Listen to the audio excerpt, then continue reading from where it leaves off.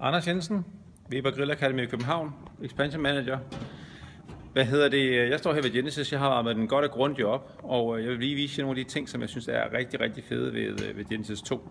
Og det er blandt andet, at den har de her brændere, som er åbne, så man kan se ned til flammerne. Og man kan se lige lidt af det, man kan se, at flavorizerbaren den er ved at være godt og grundigt rød.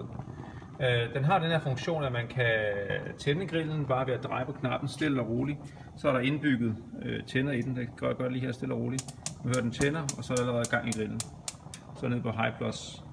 Så er der den feature, der hedder en varmehylde, så man kan lægge sit flyt på, man kan lave sine ting heroppe. Man kan også have den slået ned, så kan man hænge sin spyd her, hvis man skal reje og ting og sager på. Støbejernsrist gør, at man kan få nogle ordentlige solide streger på sin bøf. Og så er der GPS-system, hvor man piller resten op her. Og på den måde, så kan man få sætte sin wok ned af sin Dodge op, eller hvad man nu har gang i. Så har jeg sat lys i knapperne, og det er jo fordi, man kan grille, når det er udendørs, det er vinter, og det er mørkt, så har man mulighed for det. En af de andre helt sindssygt fede ting, det er iGrill 3.